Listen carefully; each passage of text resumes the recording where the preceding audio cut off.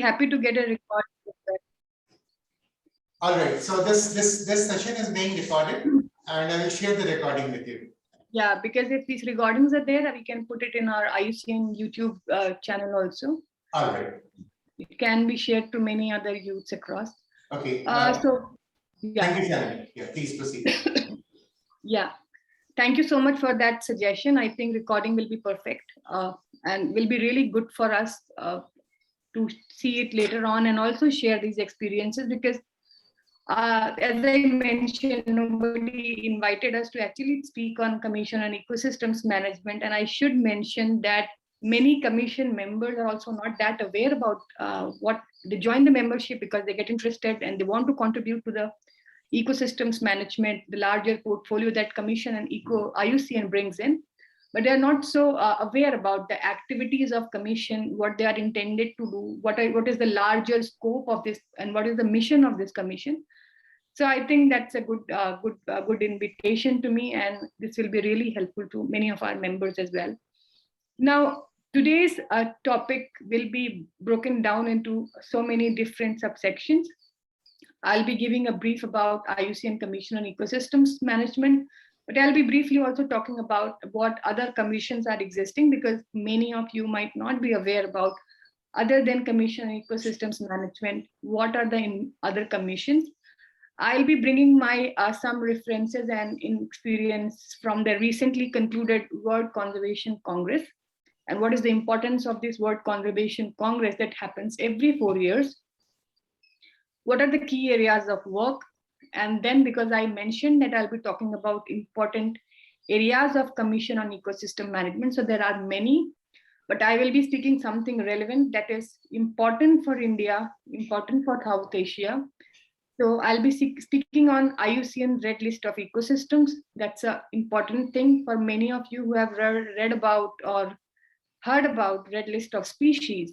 So this is something new that will be interesting for all of you and maybe giving some idea about your future course of work. I'll be also speaking about nature-based solutions and an important knowledge product of South Asia, harnessing nature that we have developed indigenously for last 4 years. So we are moving into the next level now. So I'll be sharing brief about this. And last but not the least, I'll be also speaking about how you can be a member, how you can be a youth member and contribute to the larger agenda of IUCN Commission on Ecosystem Management. Now, I keep asking this question to most of the audience because many of you live in urban areas and many of you might have seen natural areas when you visit with your parents to some forest area or a national park, you go on picnic or somewhere. Why do ecosystems matter and why it is important to develop resilient societies that are resilient and are able to withstand the disasters and climate change? I don't need to again and again reiterate that how important it is to actually address disasters and climate change. We know that they are increasing many-fold every passing year, and South Asia is in the center of this entire change that is happening. The second important question that I throw to my audience is, what can be the strategies for managing uncertainties? You cannot predict how disasters will be, how they will be frequently hitting you, how droughts will be there, how landslides and other things will be there. So while we address the uncertainties, are there ways we can also actually address socioeconomic development? Because poverty and socioeconomic is one of the important driver of biodiversity loss and also increasing climate-led vulnerabilities. So how we can actually address these uncertainties. So when I talk about diverse and healthy ecosystem, we all know that they matter somehow. If you talk about Himalayas, we know that they are the water tower of the country. They provide a lot of good support to the kind of agriculture productivity the country has. A lot of good wetlands. Those are buffers to so many things.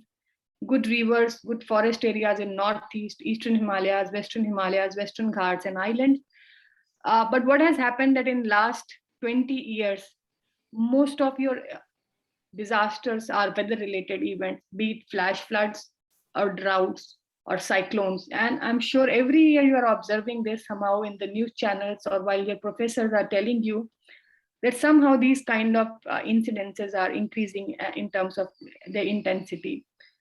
But at the same time, we know that there are different diverse ecosystems and they are also the hotspots of biodiversity. It's not only islands, it's different ecosystems that we have in the country. So there are about 20% of this example about islands, that even a small island in the country, in the world, are actually inhabiting 20% of plant, bird, and reptile diversity, and that's very endemic to these areas. Then dry land are covering almost 36% of the global terrestrial carbon stock. So when I talk about carbon stocks, we all understand how it is important in terms of addressing and keeping the promises of nationally determined contribution NDCs. So in one way or other, if you talk globally or you talk locally, diverse and healthy ecosystems are very important for our survival. Now, when I talk about these healthy ecosystems, is it only what we are discussing in this classroom, or is there something more noise happening outside? So in last so many years, what I have seen and what many of you have observed, that biodiversity and ecosystems are one of the cross-cutting themes. One of the cross-cutting areas, you talk about disasters, you talk about climate change, you talk about sustainable development goals, or the recently concluded HE targets, because you know that last month only the CBD COP happened virtually in Kunming, that decided on post 2020 global biodiversity targets. Now you talk about restoration, red listing, everything in one way or other can be addressed by good ecosystem, healthy ecosystems, and conserved biodiversity. So there is a huge global consensus and concern that biodiversity should be protected, ecosystem should be protected in the world. Very briefly, many of you have already read in your textbooks, IUCN stands for the World Conservation Union, and it was founded long back in 1948. Right now, there might be many more states, about 82 states are party to it, 101 governmental agencies, many more now, 800 plus NGOs, and more than 10,000 individual scientists and experts are part of different commissions of IUCN. And then they have a secretariat in Switzerland, in Gland, and they have their staff in different regions of the world, in different countries, so about 1,000 in 62 countries. And I should also mention that 25% of this staff is actually under 35. So there is almost 25% of youth employed in IUCN. And then there are about 7 commissions. Now they are not 7 commissions, they are less, but most important commissions are Commission on Ecosystems Management, Commission on Species Survival Commission that talks about red list of species, and SSC was one of the oldest commission of IUCN. Then there is Commission on Ecological, Economic and Social Policy that stands for CIS.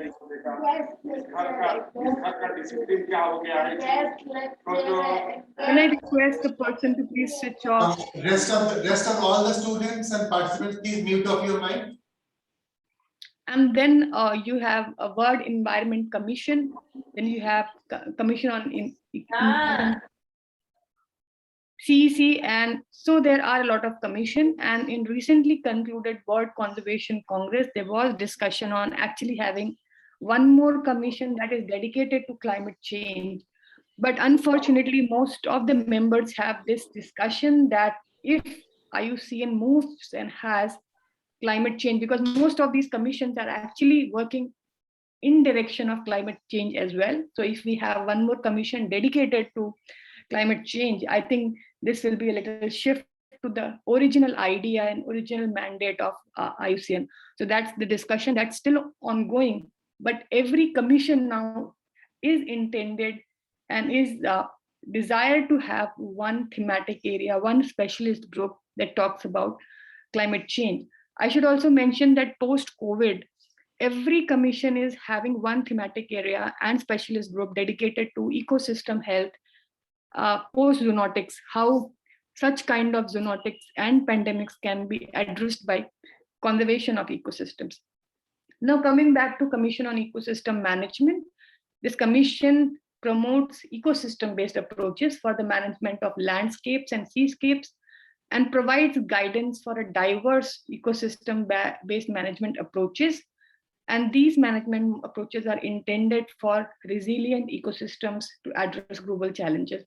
So there are diverse global challenges, and the Commission is dedicated for providing ecosystem-based approaches. So you talk about restoration, you talk about nature-based solution, also assessing the ecosystem health. These are the different areas that this Commission is working on. So one is assessing the ecosystem status, adapting ecosystem management for neglected ecosystems. So when I say neglected ecosystem, these are the dry land areas, the mangroves, the peatlands, the freshwater ecosystem, the marine ecosystem. So there are different neglected ecosystems that Commission is working on with the diverse group of scientific experts across the world. Enhancing resilience and reducing the risk. This is again an important area where Commission works. So I'll be talking briefly about ecosystem-based disaster risk reduction, climate change adaptation, and developing resilience. So these are important areas that Commission is dedicated to work. Now, the larger mission of the Commission is to provide expert guidance with the integrated approach for both natural as well as modified ecosystems. So where a lot of thematic areas and specialist group in the Commission are working on natural ecosystems, different ecosystems. There is a dedicated ecosystem for urban areas. So modified ecosystem is very much part of this Commission for promoting biodiversity, conservation, and sustainable development. The second important area and mission of Commission is to deal with the complexity of ecosystems. We all know that ecosystems are very complex. They are not, it's not a very easy way to actually for one scientist or one group of experts to actually deal and address this complexity, and how it interacts with different abiotic and biotic components, and not to forget the people and culture where these ecosystems or where these people are, because these kind of interaction many times also lead to conflicts, and therefore it's very important therefore that institutions and regulations dealing with these uses are also studied and addressed, and hence there is a very important ecosystem governance thematic area that's part of a CEM mission. The third important thing is that CEM acknowledges that ecosystems are in constant state of change. We all know that these are dynamic entities, dynamic ecosystems. They are not stable and stagnant. They continuously change with the abiotic and biotic changes.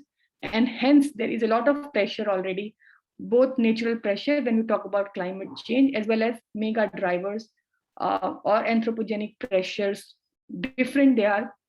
So these are already pressurized. So CEM works by acknowledging these changes. And as I mentioned, there are different specialist group, specific biomes where we are working. Specific biomes are most of the neglected ecosystems. So be it peatlands, deserts, and forests, these are the specific biomes where CEM is dedicated. And there are many thematic groups and specialist subjects. You talk about agroecosystems or forest ecosystems. These are the different thematic groups and specific subjects like ecosystem governance. I mentioned this in the second point, red list of ecosystem. This is a new area that in last almost a decade, IUCN CEM has developed, and ecosystem resilience. So this is very interesting group where there is a lot of discussion ongoing on not only the scientific part of resilience, but also social part of resilience. So these are a brief about what CEM mission is all about. And then comes the functioning, how CEM is functioning. So on one hand, you can see different functioning groups, agriculture and land health, ecosystem-based approaches for climate change adaptation and disaster risk reduction, global dryland initiative, global island partnership, global standards. We recently developed these global standards for nature-based solution. We also came up with the global standard of rest list of ecosystem 2 years back, and the natural environment and refugees. So these are different areas that I should say are specific areas of work. CEM has about 13 themes as priority for 20 2020 and 2024. I'll be sharing this in the next slide as an intersessional plan. Now, what is intersessional plan? Like we do in Rajya Sabha and Lok Sabha, we know that we put up a plan, and once we put up a plan, motions, there is voting on them, and based on the voting in both the lower and the higher, the Rajya Sabha and Lok Sabha, a plan is actually passed, and that is how it takes shape of a policy or a law. In the similar way, every 4 years, there are motions that are submitted to IUCN, and based on the voting of the members every 4 years, an intersessional plan is made. So this intersessional plan basically directs towards what will be the priority areas, how these priorities will be achieved, what will be the funding opportunity. So these are all discussed in this intersessional plan. And intersessional plan for 2021, because 2020 was, because of the pandemic, WCC couldn't take place in France. So this happened in September in 2021. So next 4 years of plan has already been voted. Priorities are set, and these priorities are where each region has to identify how they will be working, what will be their priority areas. And to work on these things, we have group of experts.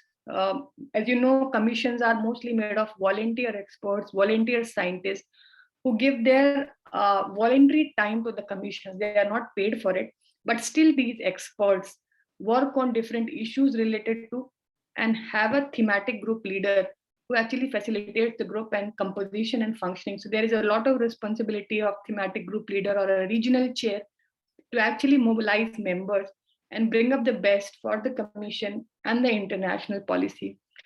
So thematic experts are joined by application process.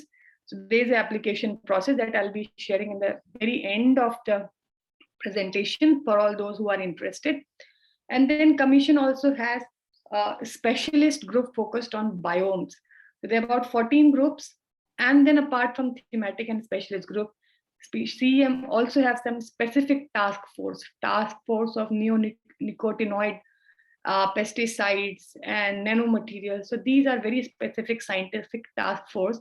And there are very few members in CEM who are actually invited to be part of this task force. So for example, for a specialist group and thematic areas, you can identify 10, when you apply for the membership, you can identify 10 important areas you would like to contribute to. But task forces are only made up of invited members. So unless the chair or the task force chair invite you, you cannot be the member of these specialist groups. So these are an overview of different thematic groups. We have adaptation and mitigation, biosphere reserve, business and ecosystem management, cultural practices and ecosystem management, disaster risk reduction, governance, invasive species, red list, resilience, restoration, rewilding. So you can see different areas that Commission is working, and many of them might be very relevant to all of you as well. Now, specialist groups are mostly the ecosystem group, agro-ecosystems, your architect, your coastal and marine, deep sea mining, desert and oasis, Polarctic steppes, island, Mediterranean, mountain, peatland. So these are different specialist group. And on the larger umbrella are nature-based solutions and young professional network. If somebody is below 35 age group, they are by default part of young professionals network. So, but I would also like to mention in the commission, if you are getting the membership for the commission, you are not a young or an old senior member. For us, all of them are equal because they are contributing to the larger agenda of the commission. They all are selected based on their expertise and what work they have been doing. So we don't have a demarcation of a young or senior, but yes, under 35, as per the interest of IUCN, we have a young professional network. And the task forces, as I mentioned in my previous slide, task forces are basically made up of members, very close groups and specialist groups. So these are ecosystem-based aquaculture, fisheries, synthetic biology and ecosystem management, systemic pesticides. So these were the ones that we are till 2021, but there will be more task forces as we are yet to receive the final details of what is the intersessional plans. Now, if I would like to share the spotlight, what has been the spotlight of Commission on Ecosystems Management in last 4 years? The one thing has been ecosystem restoration webinars that happen every month. So this is something that's very relevant, a good learning exercise for somebody who is into restoration. And for last almost 3 years, there have been several seminars, webinars, having good support from NASA also that have taken place. The chair of ecosystem restoration group is from Society for Ecological Ecosystem Restoration USA, and that supports co-lead is from NASA. So this is a good area, and if you Google it, I'm sure you can find it. From the regional perspective, we also presented a webinar sometime in 2019. So that will be also good to go to understand the regional activities of the community restoration. Now, second important area is nature-based solution, one of the USPs of IUCN CEM, and last year itself, CEM has launched global standards for nature-based solution, what should be called nature-based solution and what should not be called as nature-based solution, because there has been a lot of use of this buzzword. So that's very important to understand the difference, what's nature-based solution and what is not. The third important spotlight is red list of ecosystem. And we know that a lot of ecosystems, even in the country of India and South Asia, are facing hidden collapse. So how it is done and why it is done and why we need to do ecosystem health assessment is what is discussed. So I'll be giving a little more slides on that later on. Now, cultural practice is an important area because this is what shapes our ecosystems.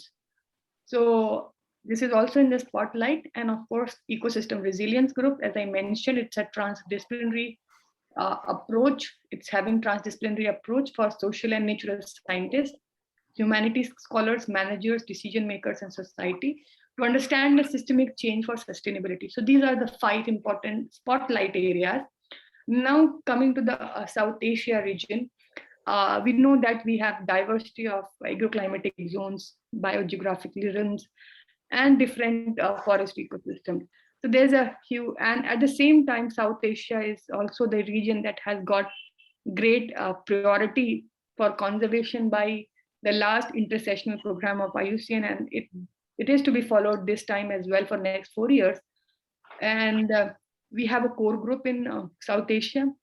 We had a core group for last time also, and now we'll be going for inviting new members to our core groups. There are about 10 core groups from core group members, and they belong from India. Then we have Bangladesh, we also have Nepal, we also have Sri Lanka, we also have Maldives. And recently Pakistan has also joined the South Asia group. As I mentioned, South Asia is considered a region that requires greatest conservation need. And this is to be followed even in the next 2021-2024 intersession. The most important thing that I would like to share is that when I started with my responsibility as a regional chair in 2017, the initial months of 2017, we had about 92 members from South Asia. But fortunately, and good visibility of commission in last 4 years, we now have around 351 members from different parts of South Asia, with the largest members from India. So that gives a very good interest and as well as the visibility of the CEM members across South Asia. And that's something that I feel proud to contribute to the commission, because most of these members are expert in their own areas and have been really motivated to contribute to the larger group activities. Now, as I mentioned, World Conservation Congress just recently concluded in Marseille, France, and it was on ecological civilization, living in harmony with the nature, very much in lines with the what post-2020 global biodiversity framework tries to address. We had a lot of members from even South Asia who visited and attended World Conservation Congress. And we also were able to showcase some of our good experiences from South Asia in the Global World Conservation Congress. Now, with that all detail that I shared with you about commission, I think you all might be convinced and you are able to understand that ecosystems are a very important part of the our survival. It has also linkages with the ecosystem services that make, improve, and as well as if they are not there, how they affect our lives. So if I talk about mountain ecosystems in South Asia, we have a lot of disasters, natural disasters, be it landslide, mudslides, rockfall. So they are very good buffers, and mountain vegetation has been a very good support to actually address a lot of these challenges. And this is also the same solution that communities and practitioners and consultants are using to reduce these landslide and slope stabilization. Riverine and wetlands have a very important role for flood control. You talk about Ganges or Narmada or any other river in India, or you talk about the high altitude wetlands or low altitude urban wetlands. If these wetlands are damaged or if these wetlands are dried up, I know how they can affect the entire ecosystem. They are good buffers for flood control. So if they are not there, there might be a lot of flash floods in the area. There might be a lot of other related calamities. So it's important that we protect our ecosystem. Now, coastal and vegetation, I don't need to see more because post tsunami and even during the recent cyclones, Yas and Amphan, we have observed that wherever there are good ecosystems, coastal vegetation, they have this important capability to reduce the intensity of these intensive cyclones and tsunamis. So that's a good part, and we need to have more research in these areas. But at the same time, it should not be limited to understand the diversity and density, but also to see how these coastal vegetations can be good buffers and what are the important bioengineering models that we can develop to protect our coastal and marine and mountain ecosystem. Now, we should not think that Commission on Ecosystem Management is only limited to natural ecosystem. We do work in man-made ecosystems. Urban ecosystem was one example, and then we are also working on adaptive agriculture. So agriculture ecosystem group is right now, and the lead is from India. We have a good responsibility and opportunity to actually contribute to the larger goal of Commission on Ecosystem Management. That's about palm oil extension. We all know that palm oil cultivation has really been a huge degrading impact on a lot of tropical and natural forest ecosystems. And with the recent government policies, I'm sure this might have a more impact on some of the pristine ecosystems of the country.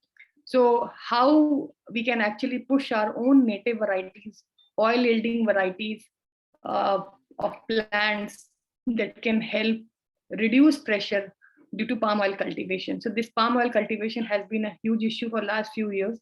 And this is where agriculture ecosystem group is contributing. But crop diversification by using drought tolerant varieties is something that agriculture ecosystem is interested to contribute. Now, coming back, I have talked about the importance of ecosystems, why healthy ecosystems matter. But at the same time, do we actually know how and which situation our ecosystems are? Because we are not aware like how our ecosystems are, what is the status, because we never do any because we never undertake any ecosystem health assessment, but that's very important. Unfortunately, in India, apart from Sundarbans, that was a very small assessment, none of the ecosystem have went for health assessment. And it's very important because when we talk about biodiversity, it may more effectively represent biodiversity, because if you go to assess the health of single individual species, it takes a lot of time. And at the same time, you're not capable to assess the health of all the different species present in one ecosystem. So if we do ecosystem health assessment, because that is the foundation for assessing the health of biodiversity, it is very important that we go and check the ecosystem status. Ecosystems are and their loss is more apparent than species loss. Many of you, if you go to a certain ecosystem, a certain area, there are visible indicators how you can say this species or this ecosystem is actually degrading, it is collapsing, or it is on the verge of collapse, or it is threatened. So there are some of the more apparent way you can judge a ecosystem. So loss of ecosystem services is one thing. You start getting less provisioning services, the regulating services are declining, the supporting roles are going away, or the cultural ecosystem services are declining. These are some of the apparent ways how you can say about ecosystem status. The third important area is, as I mentioned, it takes more time to go for species by species assessment. Despite of species assessments going on for last so many decades, we have not been able to actually assess the health of all the species present on Earth. Forget about assessment of species health. We have not been able to actually quantify or even understand how many species. Every year there is some more discovery happening of new species, new plants, new butterflies, new animals. So species by species assessment is one of the toughest things. The second important area is ecosystem loss and degradation might precede species decline.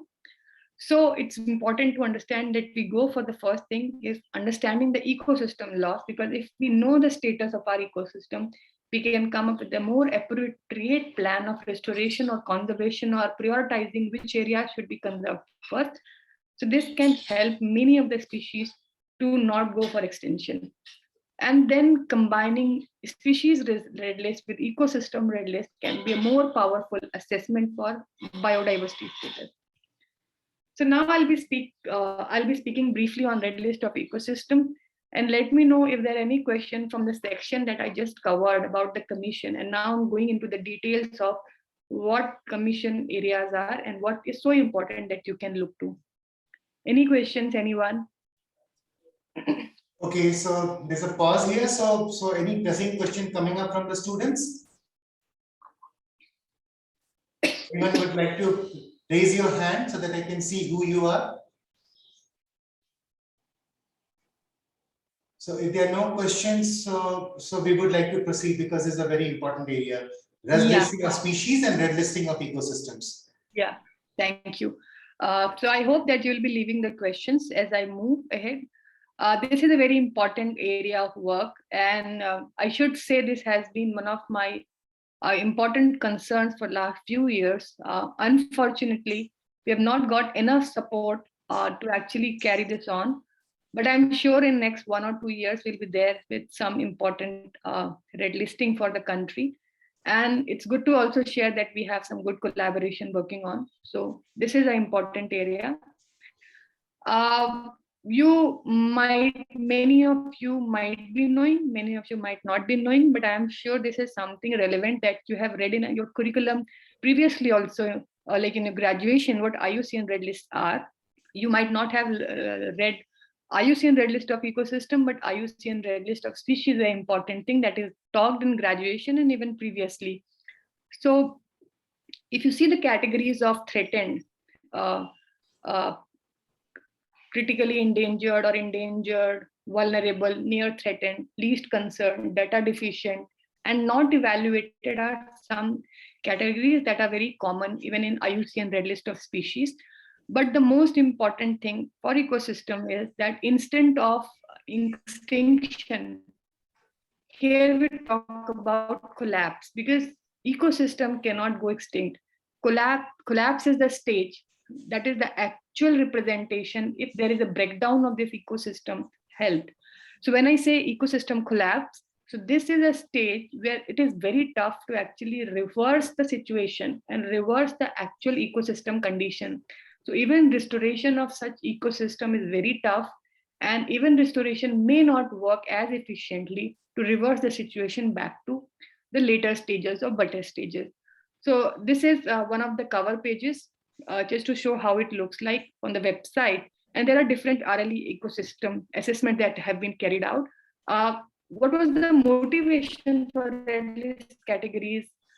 There was abundant experience with red list categories. As you know that red list of species is a kind of like every country at every ecosystem level, we are having different red listing exercises going on. There are many on mammals, there are many on reptiles, there are many on butterflies, insects. So it's kind of an explosion worldwide, and it's about more than 100 countries in the world who have applied red list criteria for their species. And there is, at the same time, the technology is improving. We are having high-end technologies and different easily accessible technologies. So increased capability of GIS. Uh, so this is one of the important tools, because when you are actually assessing the important ecosystem health, the most important, the primary thing that you go for is to understand how decadal changes have been made in terms of land use, land cover. So increased capability of geographical information is important. There are more powerful your and inexpensive computers who can do fast calculations are now available. There are also more open access, open source softwares for GIS available, quantum GIS. And then, of course, increased availability of remote sense data. There are a lot of new imageries coming up, so you can cover more than 20 to 40 years of these imageries, and you can work on them, and you can work and have a lot of data sets to actually work. So this evolution of technologies and increased capability has really helped how to do ecosystem health assessment. So now, if you talk about IUCN Red List of threatened species that you can find online, more than 32,000 species are threatened with extinction. So this is the data for 2020. And there are still more than 27% of species that we need to assess. So species assessed for their health is about 1,20,372 species. The goal for 2020 was 1,60,000 species to be accessed. So that means if I see this data that I took for last year, there was about 39,000 species to be assessed in 48 days. And that was a kind of almost an impossible task to cover so many species in such a small span of time. So this is the kind of challenge that IUCN is facing. We have very less time, and at the same time, we have a large number of species to be assessed for their health. Now, if you see about IUCN Red List of species, it was right from 1950s when this book started coming up. Even in India, BSI and Botanical Survey of India and Zoological Survey of India, they come up with red data books. But many a times, these books are not very updated ones. So something, if somebody is doing almost 2 decades back, it doesn't find very much relevance. Many of the endangered species might have lost. So there is a regular update requirement. That's very tough. The second important thing is these books were really popularized in 1960s, birds and mammals, and so many other flora and faunal component. But information explosion actually started happening in 1990. So a species that is occurring in a different kind of ecosystem, and which are the important habitat suitability for these species. So most of these countries have something to contribute, and there is some information of certain species from some ecosystem that's available. Now, one thing that I would like to raise here for your information is that though Wildlife Protection Act has scheduled species list from Schedule 1 to Schedule 6. So Schedule 1 stands for critically endangered, and then endangered, and then vulnerable, and so on. The Schedule 6 stands for plants, the red listed plant. Unfortunately, this list is blank. We don't have any listing of plants.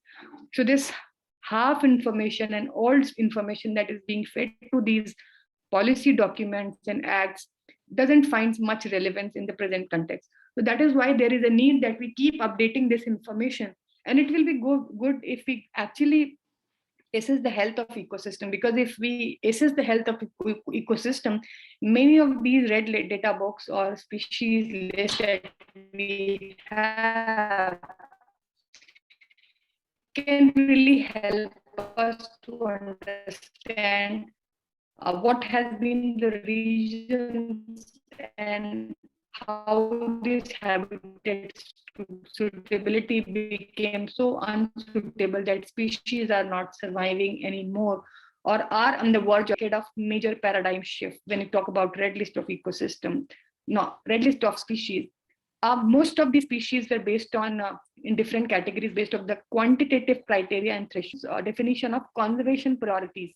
So there were two different things that were not appropriately addressed in the species red list that is being now covered in ecosystem red list. So when I talk about the quantitative criteria, population decline, species has small range or fragmented or decline range. There is a fluctuating number in terms of how many species numbers are available. Reproduction constraints, population size, declining population. These are some of the quantitative criteria. Then of course, restricted population, small fragment, small pockets. These all were main criteria that were corresponding to the different categories. So thresholds were listed to critically endangered, endangered, and vulnerable categories. Now, when I talk about conservation priorities, I was talking about quantitative criteria that were more scientific in nature, but I talk about conservation priorities. The conservation priorities are species has an extinction risk, it has barriers in terms of distribution, there are biological factors that are hindering its distribution. At the same time, species has a societal value, it has logistical factors, it has economical factors. So there are different, I mean, species, if it is being traded, and economic factor is also linked with this species. And then of course, legal and institutional, because governance is one of the important enabling condition and that leads to listing the conservation priorities. So based on this weighing system, conservation priorities were set, and this is how the species list was the ecosystem is decided, like what will be the analysis, choice, studies, politics, land use, that all feed to the conservation priorities that are more social in nature. Now, if I talk about official listing of threatened ecosystem, it is already taking place. It all emerged in Australia. Most of the botanical scientists from botany background, they decided that there should be a more refined approach to actually contribute to ecosystem health assessment.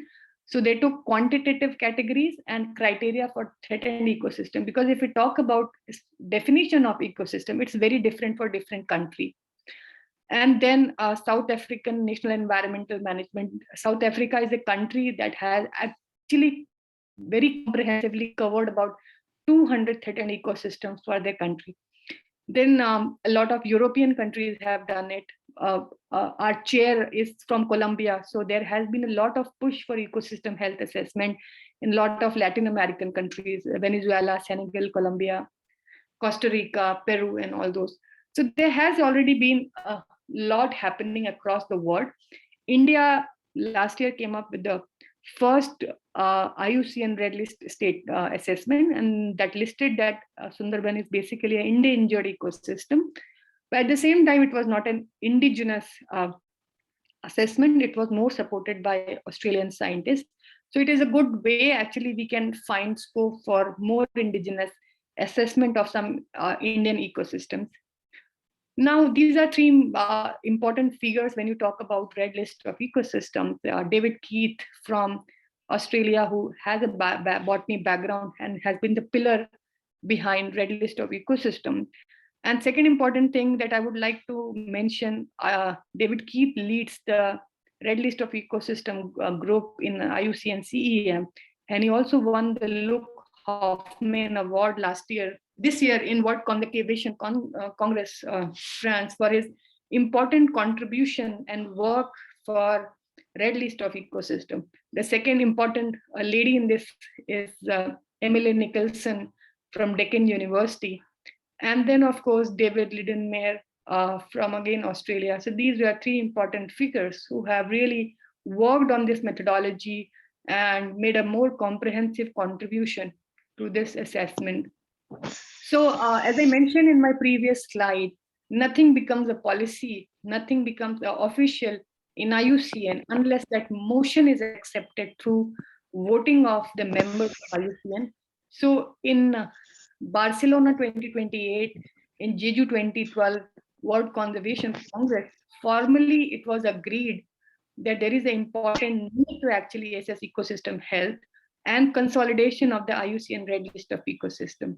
And that was when formal adoption of RLE categories and criteria took place, formal allocation, because once the motion is approved, it becomes kind of policy. So there is a formal allocation of fund and staff to carry out these exercises. And that is when global assessment started. And of course, India has not gone for a national assessment, but there is a provision to support national assessment. I was part of a meeting by UNEP World Conservation Monitoring Center in Kunming in China in 2020, where there was a lot of interest to actually for India to go for a national assessment of ecosystem in lines of what Intergovernmental Panel on Biodiversity and Ecosystem Services is taking place. Now we cannot talk and discuss like that species ecosystem health assessment was not good or RLE is a very good tool.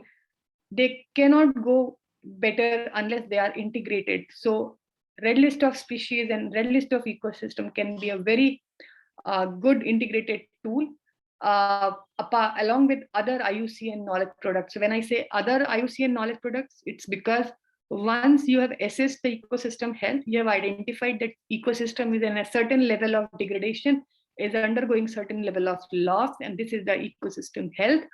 How actually to reverse? So this is where the role of other IUCN knowledge product coming, and the important role is for like nature-based solution and restoration that I'll be talking later on.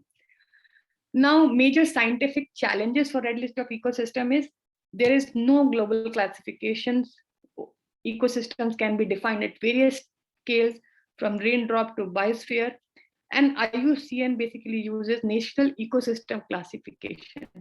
But at the same time, it is trying to nest them all and to identify what, according to countries, what is their ecosystem definition. Because, for example, if you talk about forest, the definition of forest at national level at India is quite different than it might be for Europe. So these differences are one of the important challenges because you cannot compare unless something is in the similar line. When is an ecosystem extinct? Disappearance or transformation or collapse? Many times we face that ecosystem is facing a hidden collapse. It's visibly very rich to us, but at the same time, it's undergoing a hidden collapse. Many ecosystem in Eastern Himalayas where customary road rat hole mining happens, or where there is extensive mining or development or urbanization in coastal areas, these areas are actually facing hidden collapse. And this is something where ecosystem extinction is talked about. So the third important question comes in how to assess ecosystem change. The first thing can be distribution, and the second important area is function. So when I talk about distribution, it can be different ecosystem, how it has changed over decades, how historically the land use, land cover has changed. So that can be one of the indicators. The second important area is function. So when I say function, function means different ecosystem services, different biogeochemical cycles, how they're disturbed, how provisioning benefits are reduced, how carbon stocks or hydrological services are stopped or reduced, and how they are affecting the supporting and cultural ecosystem services. So there can be different ways, and the two important are distribution and function. But at the same time, if there is a certain species that has been identified from red list of species in this particular area, in this particular ecosystem, that can be taken as a very good indicator. The extinction of a certain species or the one species going critically endangered, what was the reason? So this is where ecosystem change can really help. Now, data integration, nesting, and access is very important. And this is something that you can see even in IUCN Red List of Species, where you talk about formation class, you talk about formation subclass, and different type of ecosystem services. So this information can be assessed more from IUCN REST. Now, the concept of risk is the probability of bad outcome over a specified time frame. So when of ecosystem decline, how we define that ecosystem is, as I mentioned earlier also, species go extinct. So there is no species in wild, no species in captivity. But ecosystem they don't disappear, they don't go extinct. So transformation of their identity, loss of their defining characters, their biodiversity and function. For example, if I talk about moist temperate forest in Himalayas, and I have professors sitting with me who understand there is certain important character, defining feature of this ecosystem, a keystone species. For example, oak or some other species that are really one of the important defining feature of this ecosystem that may affect other ecosystem characters or functions. So they are going to be replaced by a novel ecosystem. For example, invasives, agriculture or plantation. So that means that species has lost its original character, lost its defining feature. So that is when we say that ecosystem has collapsed. So now risk is the probability of a very bad outcome over a specified time frame. It's important we specify the time frame for accessing the change. As I mentioned, when we do this time series changes, we take 30 years of data or we take 40 years of data. But it's very important we know that the time frame is long enough to detect the trends, short enough to inform the action, long enough to consider the lags and depth, and this covers both past, present, and future. So that means we are doing the historical trends, we are understanding the present values, and we are also simulating the future scenarios. So these three in right combination can help us to understand the risk factor, the concept of risk for ecosystem risk assessment. Now, what are the guiding principles? I'm sure many of my slides might be really too much of knowledge for you, but I think it's good to share them with you so that you have an idea that this is the emerging knowledge. And I share you some points. You can read a lot of your publications from the papers you mentioned. So there is already a guidance principle for designing a protocol available. It should be evidence-based risk assessment. Risk assessment cannot be quantitative, qualitative without any evidence. So there should be evidence, and whatever data is available, the remote sensing data, the modeling data, they all has to be integrated. And this is basically a derivation from relevant ecological theories. We all know that over the time period, how land uses change and how they affect the defining factors of the ecosystem. They all are one of the contributors to this entire exercise. At the same time, generic concepts and methods that are more adaptable across a range of spatial and temporal scales at different ecological domains are used in this. So there is a wise use of all the basic methodologies that we as ecologists have read or applied in last so many years. And this is logically consistent with the IUCN Red List criteria for species. So that's not very different, but at the same time, the good thing is we now have a lot of evolved tools and GIS methodologies available to help us with. Now, what is threatening process? How risk of loss of charismatic native biota? When I say charismatic biota, flagship species, I'm sure that you understand what charismatic biota is, the kind of a brand ambassador for a certain ecosystem. For example, it can be red panda, it can be a tiger that has a charisma to actually represent the entire ecosystem. So when there is a declining distribution of that species, there is environmental degradation happening. So when I say environmental degradation, loss of species, loss of land and land use changes, altered biotic processes, quantitative risk analysis, small distribution, these are all the threatening processes that contribute to risk of loss of that important species. Now, criteria, there are different criteria for IUCN Red List of ecosystem. Assess the ecosystem risk of collapse in terms of extent of loss. So one is distribution reduction, restricted distribution and decline, degradation of abiotic environment, disruption of biotic processes, and quantitative estimation of risk of collapse. So if you see, there is a good mix of ecological information, GIS-based information, modeling information,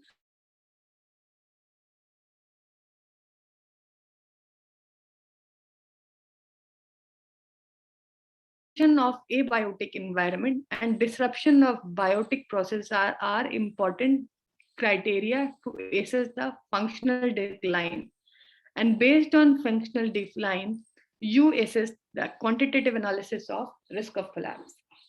Now, these are the different threatened criteria: collapse, uh, critically endangered, vulnerable, near threatened, least concern. So if a ecosystem is least concerned, that means it's nowhere in the threatened list. So that means that you need to reward the community, because they might be one of the reasons. They might be doing their practices, subsistence lifestyle, or this their dependence on ecosystems is in such a way that they have conserved this ecosystem for a longer time. So this is the time where policy and governance intervention should regard this option of payment for ecosystem services, where communities are given options and opportunities to conserve these ecosystems for even longer time. So this is an important way where this particular assessment not only talks about science, when we can declare the ecosystems are threatened or not threatened. It's important to understand how this entire protocol, how this important exercise actually feeds the government policies and the way governance approaches that can help sustain these ecosystems that are least concerned, that are not threatened for even longer time, even for our future generations, in a very sustainable manner. Now, if I talk about red list of ecosystems, there has been several such, thousands of such assessments across the world. And if you see this map, you find most of these assessments have been done in Australia, because that's from where it emerged, Australia and then Tasmania and all those areas. And if you see these critically endangered red pointers that show that, and I should say that most of these threatened ecosystem were in the areas where a lot of mining was there, a lot of development was there, infrastructure buildup was there. And you also find that there are some least concerned ecosystems. That's an important thing to note here. And then if you see, Europe is the second area. South Africa is where about 200 ecosystems were assessed. China just started something on ecosystem assessment based on their national assessments. Your South America, some part of Central America, and now the entire South America has been, they have done very comprehensive red list of ecosystem.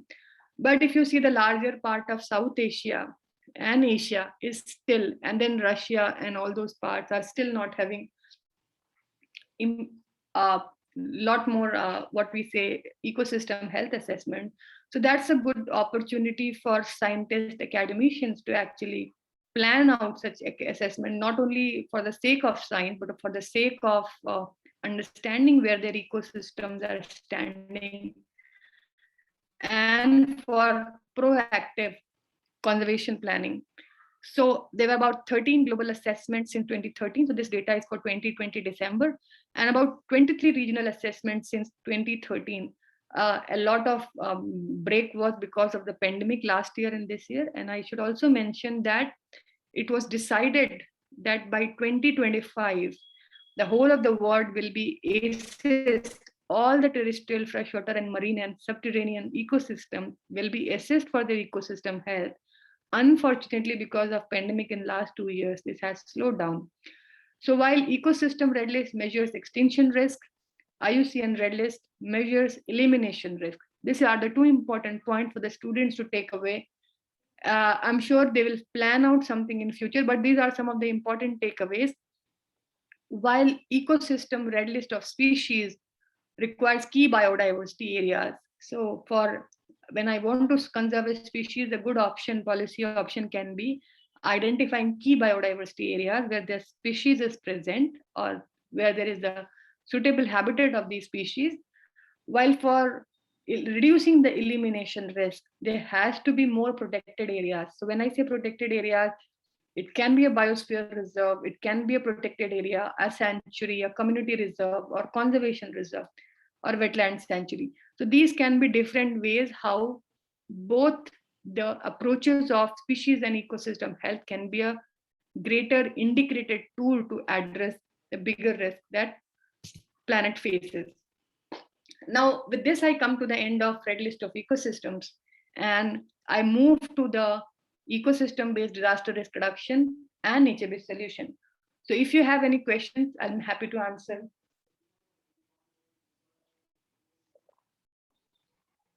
Okay, any question, dear students?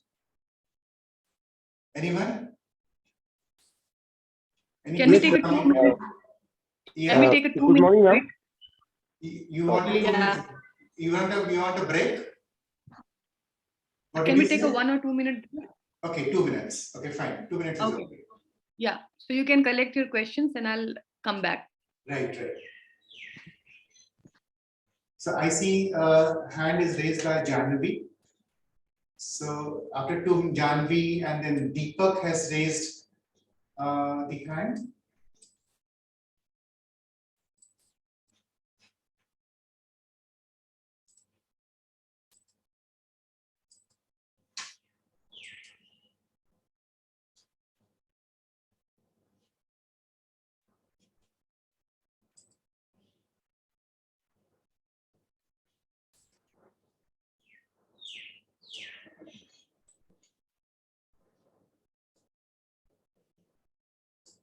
All right, I will get back to you, Janvi and Deepak. So we are just taking a 2 minutes break.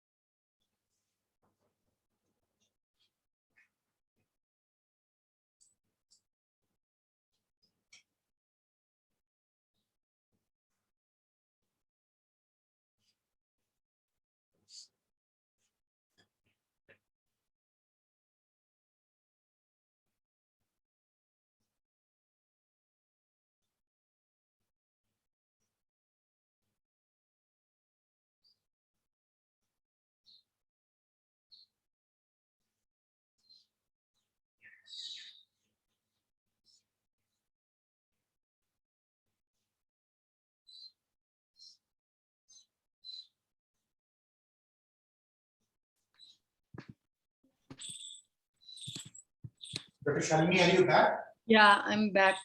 Okay. So let's open up for the questions now. Janvi, can you go ahead and place your question? Yes, sir. Thank you, sir. Yes, Janvi, please. Yes, good morning, ma'am. Good morning. Ma'am, my question is, ma'am, the reason for the spread of COVID-19, one of the reason is considered as the decline in the population of bats in the world, and the breeding ground for various kind of viruses and bacteria are reducing day by day, and as a result we can see that various virus and bacteria related diseases are increasing in the world, right? So ma'am, what should be the rate of conservation of all these species so that we do not find any such pandemics more in the world? I mean, what should be the rate of action that we should take, and what should be the solutions for conservation of these species. I mean, we being the youth of the country, I mean, yes, we will come up with more studies, but because these 6 7 years are considered to be very important for the world from the point of view of climate action. So what can be done? Thank you, Janvi, for this important question. Thank you. I intentionally avoided presenting some slides. I actually make sure that I present at least a few slides that are very relevant on pandemic with reference to ecosystem. But thanks that you raised this concern. Um, I'll share the highlights of the recently released. It's not that recently. It was released in 2020 by Intergovernmental Panel on Biodiversity and Ecosystem Services. And they highlighted three. You rightly mentioned, I'm not so aware if bats population might be declining, surely because we have less fruiting trees now in urban areas. At the same time, trees are the important habitat for these bats. The three important reasons and drivers of pandemic, where the first one was the land use change, the habitat degradation happening at a very fast pace. That was almost 30% contributing to emergence of new zoonotics. The second important area was trafficking of wild species, be it by hunting or gathering. That also leads to a lot of destruction and deforestation activities. So once there is land clearing, more destruction, more deforestation, and more trafficking, coupled with unsustainable use of wild species. When I say unsustainable use of wild species, there are many reasons of unsustainable use of wild species that affects the social, ecological, and economic aspects of a species. And that is because of many reasons I mentioned. So once there is unsustainable use of wild species, that means we need more resources. And where are these more resources going to come from? They might be from hunting or gathering or harvesting of timber, what we call logging. And once there is something in a very enhanced pace and large quantity, that means it's obvious that we'll be seeing more land use changes in future. So these cumulative three important activities were considered as mega drivers of more zoonotic emergence. But at the same time, it is also said with the kind of pace we are working and degrading our ecosystem, there will be more appearance of such zoonotics, and it at a much faster pace. SARS-CoV-19 was not the first virus that humanity has faced, but at the same time, it was one of the most fearful one, where the entire world has been at a very standstill condition for last 2 years. There are some movements happening, but not in a phase that we are having pre-COVID before March 2020. Now there are so many ways we do that. United Nations has already have declared UN Decade on Restoration from 2021 to 2030. UNCCD has also come up with a lot of restoration activities, reducing land degradation around the world so that we can have more healthy ecosystems. So when we have more healthy ecosystems, the species that are responsible for the spread of these zoonotics are in their habitats. They are not in direct contact with animals. It's not like wild animals can give us diseases. In the same way, we know for example, if we talk about a certain ecosystem where grazing happens and the common grounds are shared by wild species, there is a lot of chances that these local cattle and their veterinary diseases more dreadful. So the threat is at every level. The only thing is to make the habitation and their boundaries clear so that wild animals are protected in their wild habitats. Humans have their own boundaries, but at the same time, there are so many other things to be considered. What as a youth, you have this responsibility. I understand as youth, you have this academic responsibility for almost 7 years, as you mentioned, and even more, maybe many times. And then you have a career to look to. But if your activities are more aware in terms of, the kind of impact, the ecological impact your activities are having, I think that can be a good way to contribute.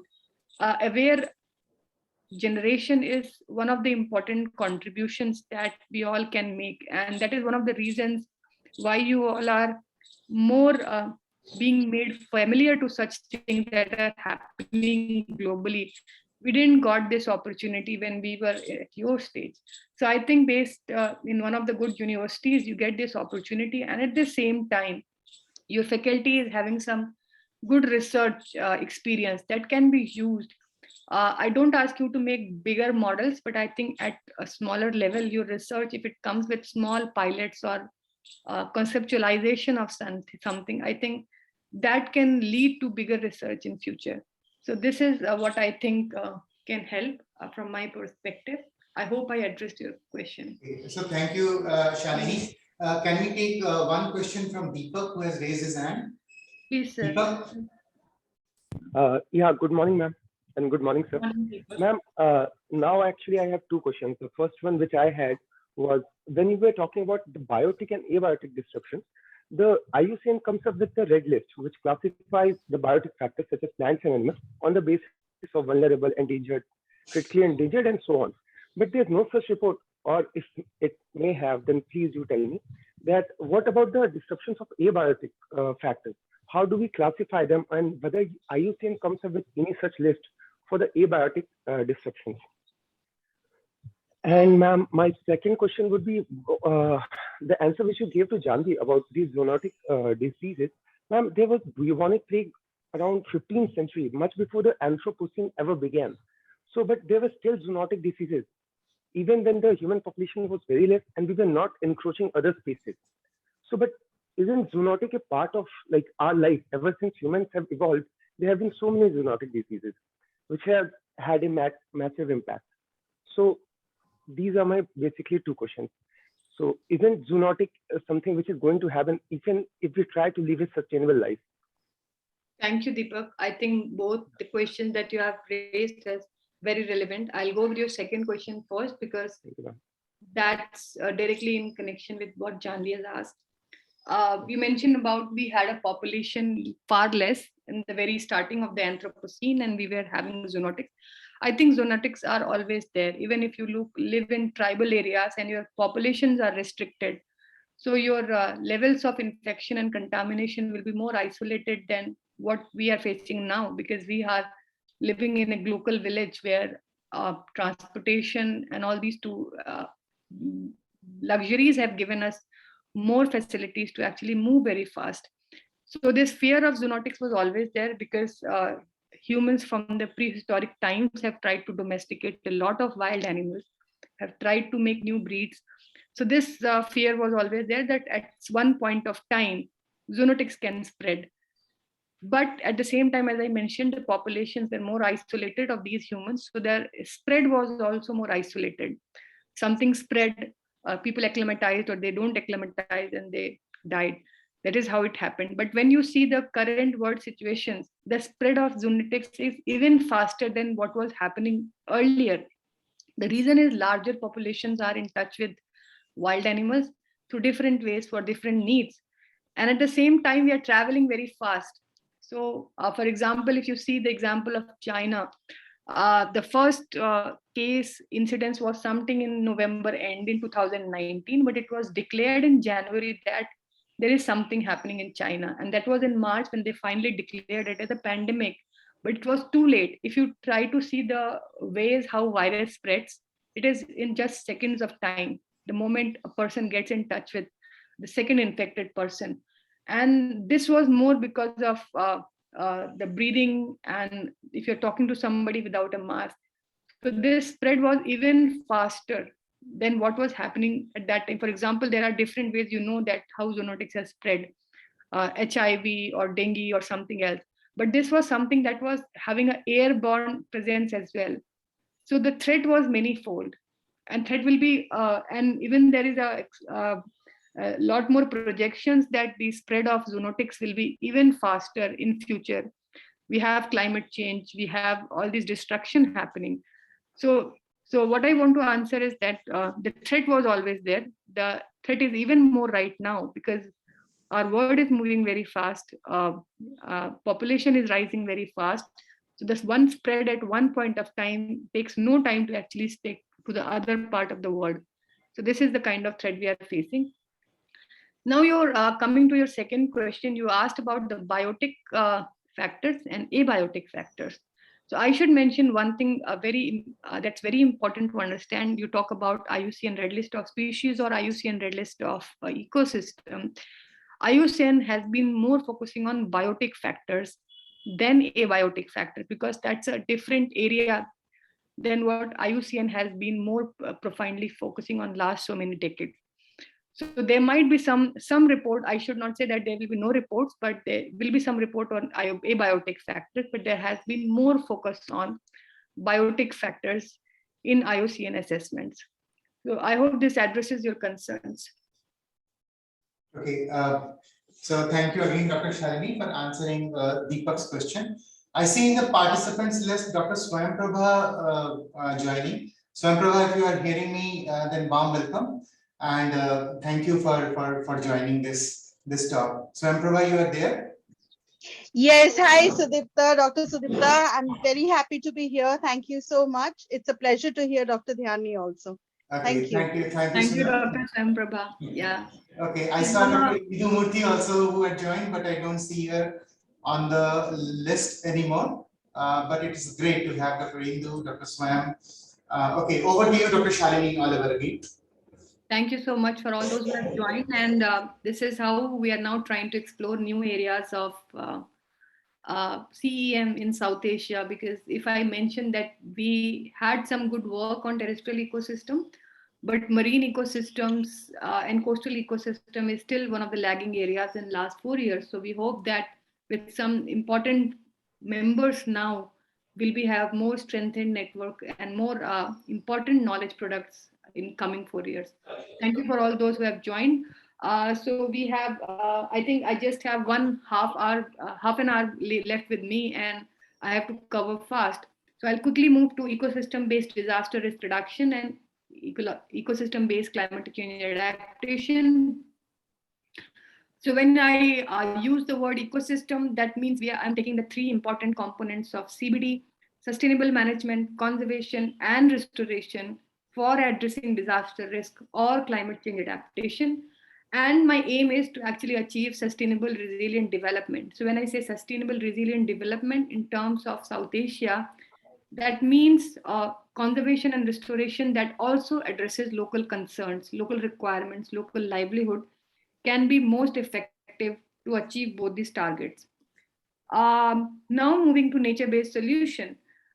So in Horizon 2020 program of European Union from 2010 onwards, 2012 onwards, nature-based solution was the term that was first time used by this program, and the major area of work was urban ecosystem. The reason was European Union and the European Union countries are facing a lot of pressure in urban areas with reference to changing climate and how concretization of landscapes have invited more heat islands. So this was the reason why they wanted more natural infrastructure or green infrastructure to be integrated in their urban areas. And they were trying to innovate with nature to address certain kind of benefits for their urban cities. So what we found in last almost a decade that there is a lot of global uptake of ecosystem-based approaches, and it's not us helping nature, it's nature helping us to reduce disaster risk through ecosystem-based management. So you talk about sustainable development goals, their biospheric goals 15, 14, 13, and 6, or you talk about world wetland, or you talk about, the Ramsar Convention or Paris COP, the NDC, the tree outside forest, and all those things that we are discussing right now, and now the UN decade, and not to miss to mention the Sendai framework for disaster risk reduction. They all talk about ecosystem-based disaster risk reduction and climate change adaptation. So a term that was not used so frequently almost a decade back has been very much mainstream and is being a part of policy dialogues and discussions. Now, when I talk about nature-based solution was started being discussed in IUCN Commission on Ecosystem Management in 2016, a little earlier, but it was formally like in 2016 when there was the first technical document that came up from IUCN Commission on Ecosystem Management. And the idea was to protect, sustainably manage, and restore the modified or natural ecosystem by addressing societal challenges. So nature-based solutions should not be considered as a conservation or restoration program. It has to have in the core the societal challenge. So there should be a societal challenge to be addressed by a nature-based solution approach. This can be climate change, food security, water security, anything that helps the community to adapt and ensure human well-being and benefits for them. So this is what the core concept of nature-based solution is.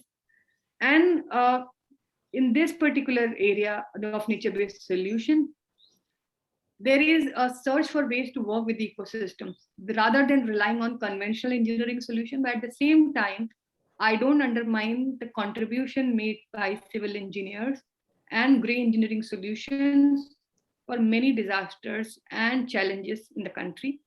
And we cannot, and even nature-based solution cannot be a panacea where you can address everything by nature-based solution. For example, if there is a huge flood, or if you want to reduce the disturbance because of a cyclone, it will be good to actually go for both the solution, where your conventional engineering solution can give you a short-term solution, and if you club them with a green engineering solution, it can give you a long-term solution. Because even putting up these important buffers and channels of nature-based solution takes some time. So for that time being, you need to have a good support of conventional engineering solution. Now, sustainable livelihood is also an important area for nature-based solution that can help protecting natural ecosystems and biodiversity. As I mentioned, this is one of the graphical presentation of societal nature-based solution. There are different ecosystem-based approaches: your protection, issue-specific, infrastructure, management, and restoration that addresses societal challenges to ensure human well-being and biodiversity benefits.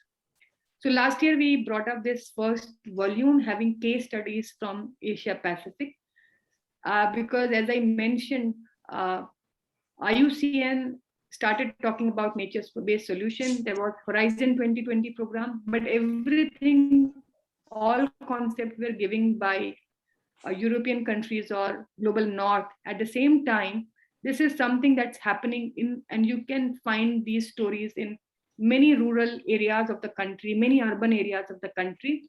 So it was the first attempt to consolidate these experiences, to also identify the key challenges and gap areas to mainstream nature-based solution in Asia Pacific.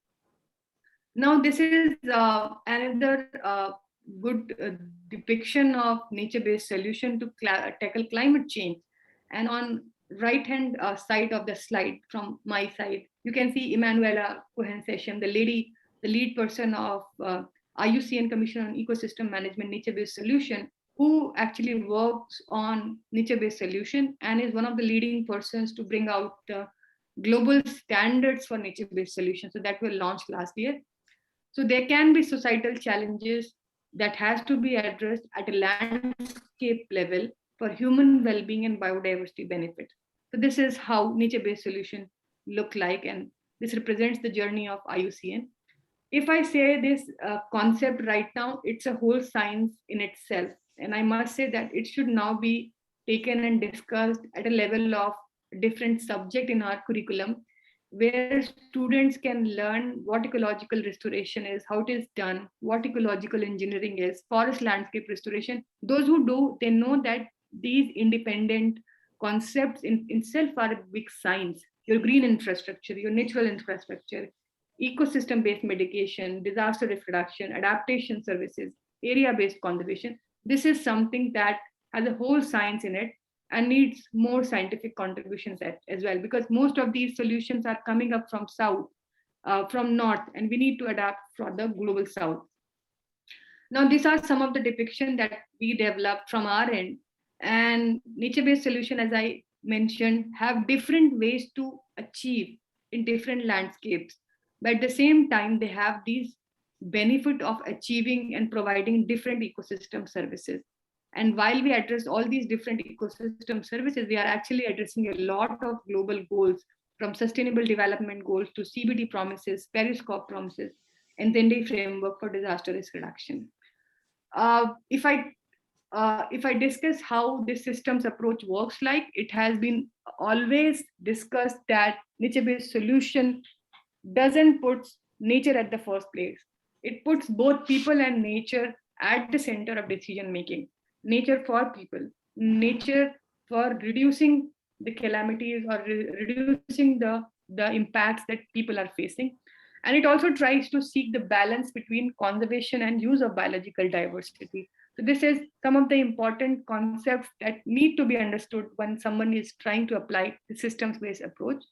It is mentioned that it is relevant for professionals and practitioners, and this was the concept that was started being discussed in 2016 onward.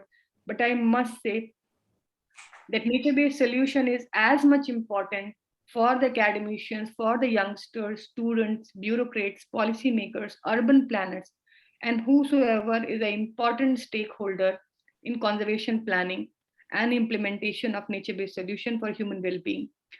This helps to identify and understand the process of change in ecosystem to enable to plan adaptive strategies. So one thing is very clear, that we need some good understanding of spatio-temporal changes. We also need to understand and have good understanding of social issues, social structure, social function to come up with better adaptive strategies.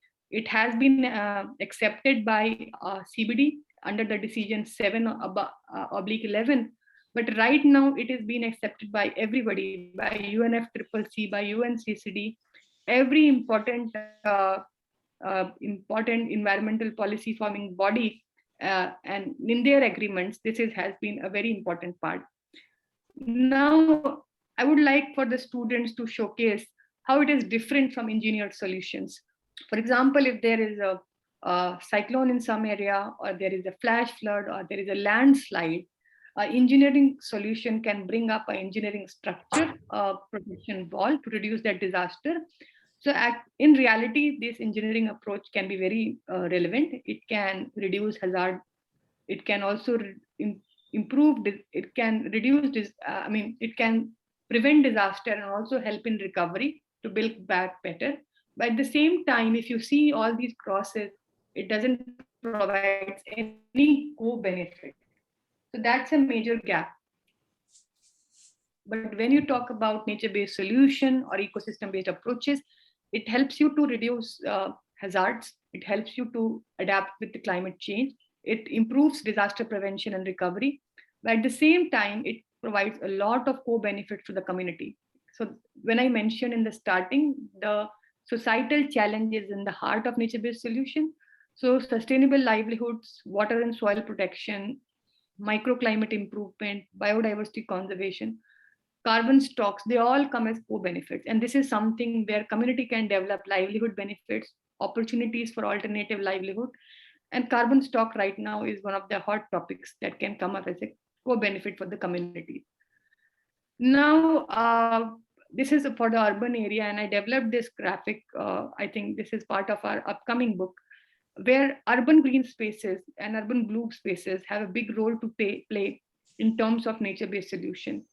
They are able to address a lot of global targets of sustainable development goals, and they provide a lot of co-benefits, biodiversity and ecosystem services. We did some studies in Faridabad and also in Nagpur, how demand-supply gap can be bridged by having some good urban green spaces where public has this good access to these spaces. So climate resilience, health, nutrition. We are also working on some urban foraging in urban areas that can provide nutritional security to a lot of urban rurals. So these multifunctional landscapes have good opportunity urban population of the city. So this is our second book that is proposed to release sometime in January or February. So this book highlights field-based experiences from Asia with a special focus on advances and opportunities in blue-green infrastructure. At the same time, we also talk about challenges, because if you talk about the urban areas in Asia, it's very, very tough to integrate something called nature. And you can say it is lack of awareness, lack of understanding of even urban planners about the importance of these important measures. And at the same time, the fast expansion, uh, rapid influx of population is something that is beyond control. So if there are possible measures to actually integrate blue-green infrastructure, it can help sustainable water management, multi-scale environmental design, reducing the risk, and finally addressing the policy implications for mainstreaming nature-based solution in fast-growing urban areas of the country. Now, application of ecosystem-based approaches or nature-based solution is for ecosystem protection, disaster risk reduction, and so many other societal challenges. At the same time, it is a good opportunity for integration and participatory management. We worked in few models in Uttarakhand, and so we know that there is a good possibility of socio-economic development by linking communities with nature-based solution. And this can good opportunity and possibility to ensure food, water, and energy security that can help in transformative changes at social, ecological, and economic levels. Now, the 5 key steps of implementation is nature-based solution very fast. I would like to cover that. You need to understand the stakeholders and the ecosystem area where you're going to work. You need to understand the ecosystem structure, so that means you need to understand land use, land cover changes, the important species, their functions, and how their communities are managing these ecosystems. Then economic issues. What are the important economic issues of the community that are affecting the ecosystem and local communities as well? So many a times, poverty and socio-economic related issues are having a bad impact on natural ecosystems. So that needs to be addressed. The 4th important step is understanding and determining the likely impact of ecosystem on adjacent ecosystem. So a spatial approach, understanding how this ecosystem vulnerability can affect the adjoining ecosystems, and deciding long-term goals. So when I say long-term, it should be basically split into more measurable impacts in short time periods, and how flexibly the community can reach with certain assistance to address their societal challenges. So this is a 5 important step of implemented of nature-based solution. Those who want to have more details, there are IUCN technical documents and publications by IUCN that they can have a look to. They can also have a look to our book that came last year. So this is a pictorial presentation of the system's understanding of for nature-based solution. So ecosystem and social system, understanding the functions and services, and identifying what values and benefits you are targeting through your nature-based solution. It's better to target one thing at a time. If it is water security, identify plants that have good root system and have good water holding capacity. If it is water security, identify plants and combinations that can give water security. If it is clean air, identify plants that have good air pollution tolerance. If you're talking about climate change mitigation and adaptation, identify plants that can have good carbon stock values, and they are fast growing in high biomass yielding nature. But at the same time, they have these all exercises can bring a lot of co-benefit, but make sure you target one thing at a time, not a whole array of problems at one point of time.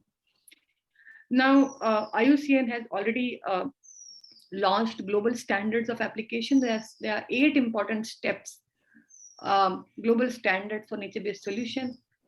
But at the heart and soul of nature-based solution still lies the societal challenge, the design at what scale. So it's mostly landscape scale, nature, economy, and society, how you're going to address the trade-offs and responsiveness, and how ambitious your goals are. Are they local ambitious goals or regional, or they're targeting the global goals? So these are some key points and key take points for global standards of nature-based solution. Now it's clear that nature matters. The first slide raised this question. What is the importance of nature and ecosystem? So nature matters for developing resilience. At the same time, if you see my previous 1.5 years of talk and discussion with you, ecosystem-based strategies have their own proven potential for not only managing the uncertainties and addressing the risk, but also ensuring human well-being by harnessing nature's contribution to people. So this is something proven. I'm sure your professors might have also shared us something. So these are the kind of evidence right now we have. If we don't have healthy ecosystem, we'll not have good nature's contribution for human well-being and vice versa. Very fast, this is one of the important knowledge products of IUCN, Commission on Ecosystem Management, South Asia. We run this weblog and magazine. And so this weblog is basically targeting all the key areas that IUCN CEM works on. And we invite important featuring articles on ecosystem-based approaches, restoration, governance, agriculture, something that is having an ecosystem-based approach. So this promotes ecosystem-based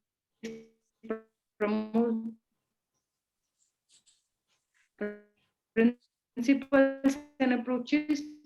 It promotes the science, diverse knowledge systems, scholarship, and greater understanding of ecosystem. So this can be scientific information. This can also be indigenous knowledge system. And harnessing knowledge is a knowledge platform that brings out latest science in all ways possible. Now, it was launched long back in 2018 on World Environment Day, and the reason was the commission members wanted it to be a more interactive platform where they can actually share their relevant for the region. And very quickly, it has gained a lot of thought-provoking articles, so you can have a look on Harness Digital. At the same time, we launched a magazine, and this was published in blog. But later on, we decided that our weblog will be different than what we are covering up in the magazine. So now magazine has a good number of contributions from South Asia. Our magazine strictly follows the ethics of science. So we go double-blind peer experts from the region who are also the members. So if you see this interesting logo, this logo that we chose basically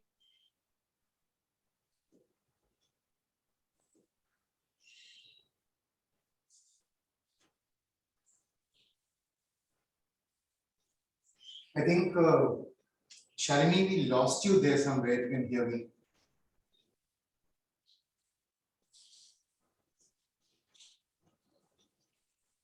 I think more of a net issue over there. Let's wait for a little time. I'll try to give a call. Yeah, Shalini is back. Yes, Shalini, please.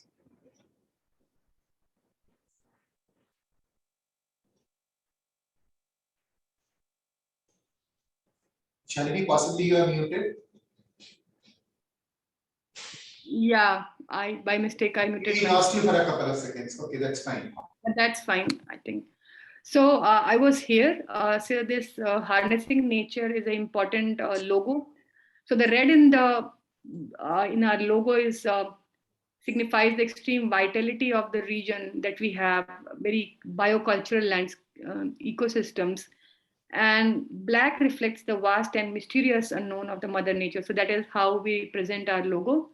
And it is this humility of wisest being that have led to the possession of greater knowledge that we share from the platform of IUCN Commission on Ecosystems Management. Now, our publication policy is, as I mentioned, highest ethical standards. We follow a double-blind review. We follow a plagiarism detection software, and we ensure that these are very strictly followed. So this is our editorial board, and if you see, there is a good mix of intergenerational partnership. We have our principal editor, Dr. Madhav Karki, and I'm the co-principal editor. Then we have two young professionals who are part of this editorial team. We have a good number of subject editors also from Bangladesh, Bhutan, and also Nepal, who are really contributing a lot to our peer review process. Now, The success factor of our magazine is continuous support and voluntary time of editorial team, and as well as strengthened CEM members who have science-based expertise and active participation in producing and packaging knowledge. We have good institutional support from our chair, Dr. Angela Andrade, and this remains easily open access, reader-friendly, relevant, and adoptable material. Now, in last few years, we have come up with about 49 blogs, more than 3,000 views, and we have reached out to almost 100 countries and almost 1,400 followers.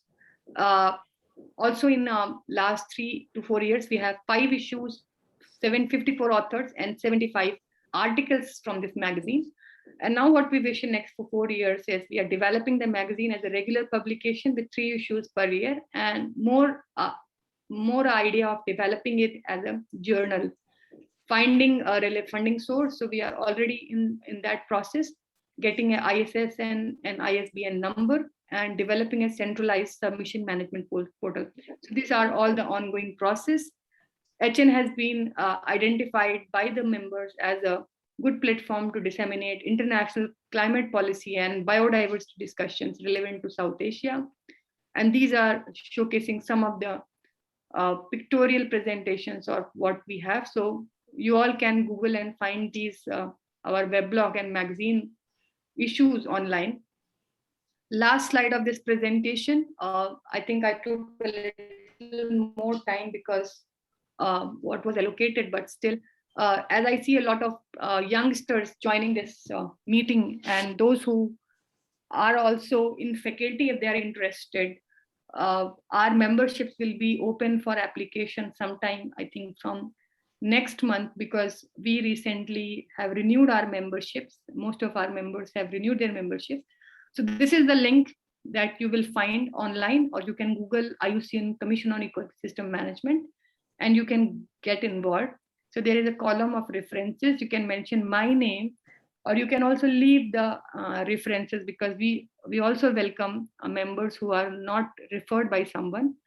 It's all based on your interest and your previous background. So we hope that members who have some previous understanding of ecosystems, biodiversity, environment can really contribute to our membership. So this is all from my end. Thank you so much.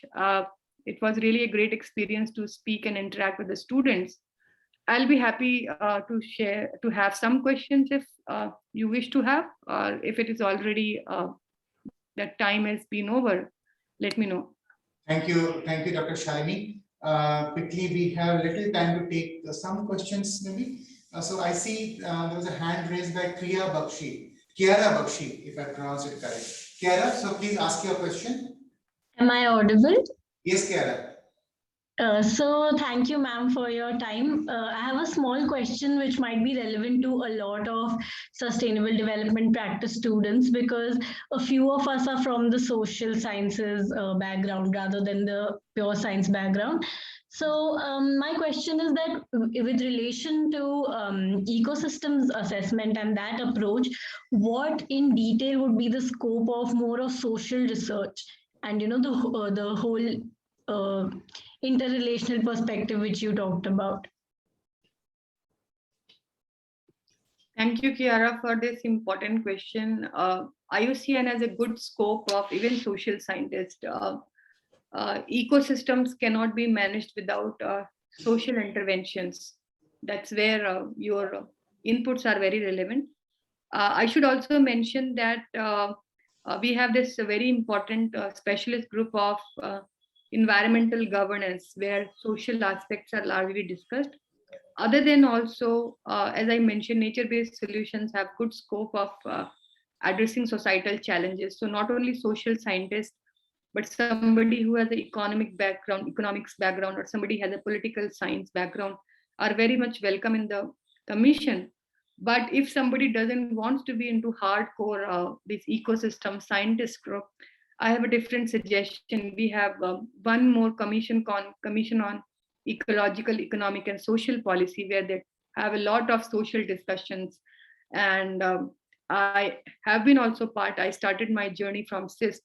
That's Commission for Ecological, Economic and Social Policy. So that's also there on the IUCN website, and you can join that group as well to contribute. I hope I addressed what you asked. Yes, ma'am. Thank you so much. Thank you, Kiara.